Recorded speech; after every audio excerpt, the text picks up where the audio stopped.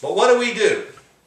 We sit down in a spot out of stubbornness that we don't like in our lives.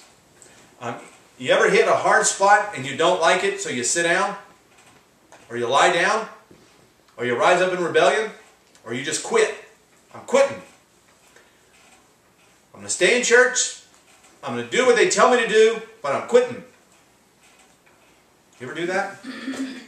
I'm not moving forward. I'm not getting through this. This is mine and I'm holding on to it. How does it feel to be ground in one spot for the next 5 years? You're just sitting on the wheel, grinding on that one knot, that one big chunk of hard stuff. I've seen it. God will wear you down. With me, He wore me down. I often tell people in my dealings and God's dealings with me, Virgil was my 4-year grind. Or 3.5, 4 years, however long I lived with him. He was my grind. He was the wheel, and I was on that spot for that many years. He was on my stubbornness, having to be in control of my life, my fight. I was going to get my way. He was on it for years. Years. If I could get across to you how it felt for those years to have that worked on. And finally one day I woke up and I said, God, I'm tired. I just woke up one day tired. I said, I'm tired of fighting. I'm tired of going through the same thing over and over again. I'm just tired of fighting you. Because my fight was with God. I knew that. I wanted to win that battle with Him. It wasn't a battle with Virgil. It wasn't a battle with his family. It wasn't a battle with those stupid dogs he had that chewed up my shoes and, would eat my stuff. And, I had no money and one pair of dress shoes, and came home one day and the dog had chewed up one shoe, chewed a hole in the toe of my dress shoes about this big. And Virgil laughed. He thought, well, dogs. Leave the door closed. I had the door closed. The dogs got in. But it was my way. I was fighting, and God was just coming at my way.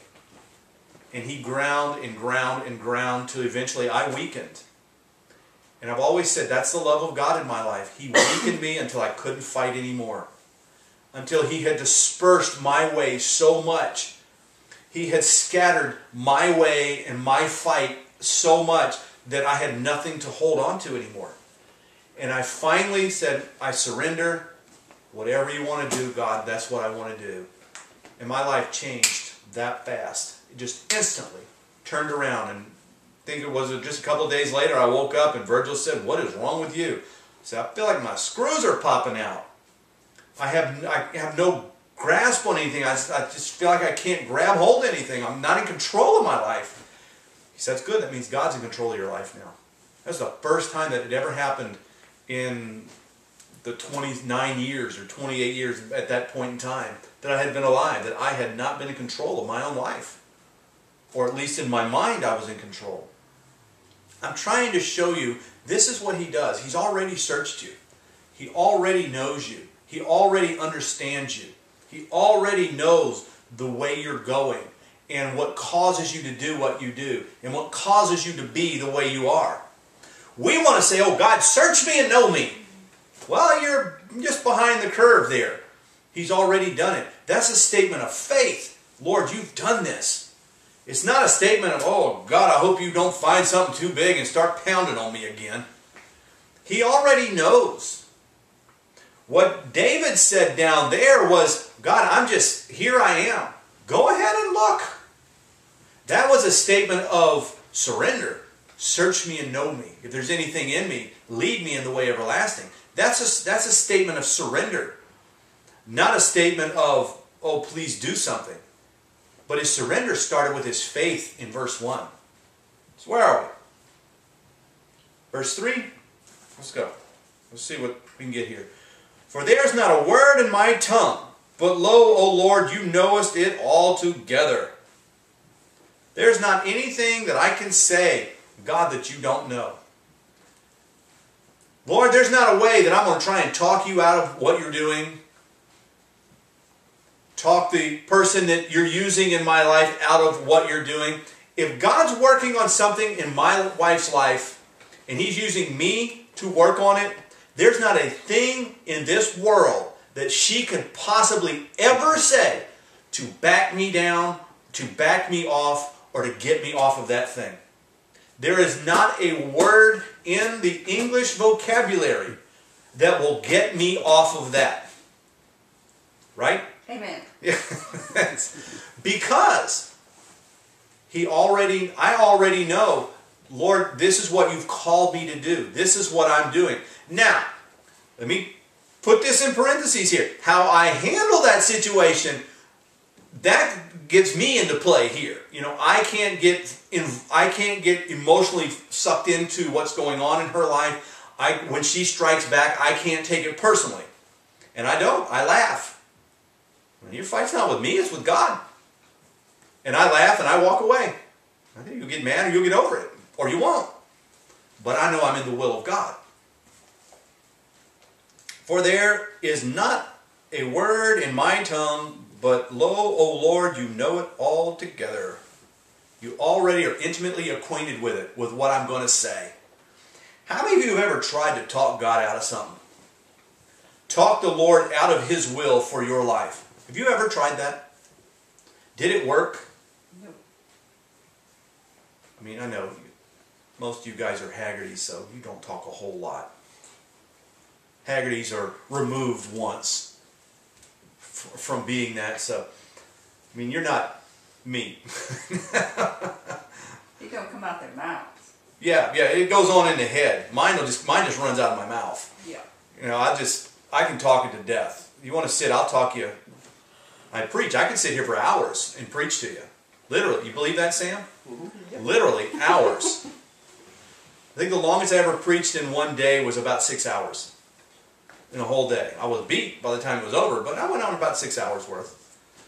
And I could have kept on going if I'd have had the strength and we'd have had time. But you see, I can talk my way through it, but God already knows me altogether. He already knows what I'm going to say because He knows my life. In other words, you're not going to talk your way out of it. He knows what your complaint is. He knows what you're going to say, how you're going to say it, how you're going to try and talk Him through that. But it's love. He won't back down. Verse 5. We're going to verse 6. Thou hast beset me behind and before, and hast laid thy hand upon me. You have beset me behind. What's it mean to beset? What's your say? Beset. Beset? You're not being a whole lot of help with that fancy Bible you've got today. Beset just means He's set upon you. He's on you. Yep. To bind, besiege, or confine. That's what beset means. You have beset me. You have besieged me. Behind and before. You've confined me. Behind and before. In front of me and in back of me. Have you ever felt that way? You've come to a place in your life, and I just desperately want to get out of this place in my life. I desperately want to change the situation. I want to change how I feel. I want to change everything around me. I want to change the people around me, the situation around me, the life that I'm in, my job, my finances, my stuff, my whatever. I want to change it, and God has beset me. He got me behind. He's got me in front. I'm confined in front and in back. You know what that's called? Surrounded. A cage. When you're surrounded in front and in back, you know, front being from this point back, or from this point forward, back being from this point back, and it meets in the middle, that's called a cage. There's no way around it. You have beset me and have laid your hand upon me. Wow. He's got me stuck in one spot, and he's put his hand on top of me. I've got the hand of God working in my life. And you know what? We hate every minute of it. Don't we? Because I want to do what I want to do. I want to go where I want to go. I want to have happen. He's put his hand, he's actually, to lay your hand on something actually means he's fixed his hand on my life. He's put it or he's fixed it. It's attached to my life. How many are excited about that? We're excited that God's hand's attached to our lives. We're not so excited that we're caged in. Because when you're caged in, you can't move from the spot that you're in. You cannot move. You're stuck in that spot until what's going to happen in your life, what He's doing in your life, is done. Because if you get out of that spot ahead of time, then you're still working on your own life. You're still working out of your own will, your own ways, your own life, your own desires, and not the will of God. I have, what? I keep thinking, I will never leave you or forsake you takes on a whole Yeah. new meaning. Doesn't it? I'll never leave you or forsake you. Yeah. Actually means I'll never let you go. That's right. I've got you from here until. But for me, that's exciting. If you're backslidden, not so much fun. You know, if you're fighting the hand of God in your life, not so much fun.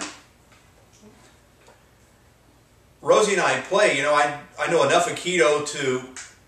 If I get her arm behind her or do something, you know, just in a pin, a gentle arm pin, she knows. She just waits.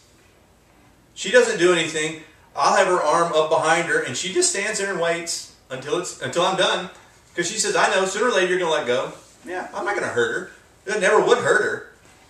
But if she struggles, I will pin her to not hurt her. Because sometimes there will be a place that I can't let go without hurting. So I have to restrain her until she would stop. And tell her, until you stop, I can't let go. Because if I let go, I'm taking the chance of really hurting you.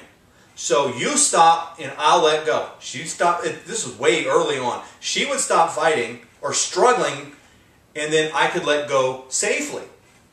But if it got to where she would do something, I had to pin down. I had to bite down.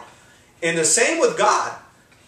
If He's put His hand on you and you start to struggle, He's got to bite down so you don't hurt yourself. But I don't like this spot. I don't like being here. I don't like what's happening in my life. Fine, quit fighting. Quit fighting and surrender. That's all it takes. What's going to happen when you surrender? You lose. It's easy. You lose. He wins. Life goes on and it gets better. Whoso trusts in the Lord, happy is he. What does that mean? When you trust God, you quit fighting, you lose, you quit fighting, you trust Him, He takes over, you get happy. You see that logical chain of events going on there? Whoso trusts in the Lord, happy is he. I like being happy. You know, we tell people we're happy, even through her cancer treatments, we were happy. In the hospital, we were happy. We'd laugh, we'd cut up. Now that she's better, I'll say something and she falls down laughing. She says something, I fall down laughing. And we can be a sight sometimes in a store. Because we don't care who's there. If there's anybody else there, fine. We're still playing and cutting up. Why? We're just happy. We love each other. Our marriage is good. We're happy with each other. We like being together. All that fight is gone. We have no battle because we're happy. What happened? We were caged. The fight is gone. And she'll tell you, she got more caged than I did.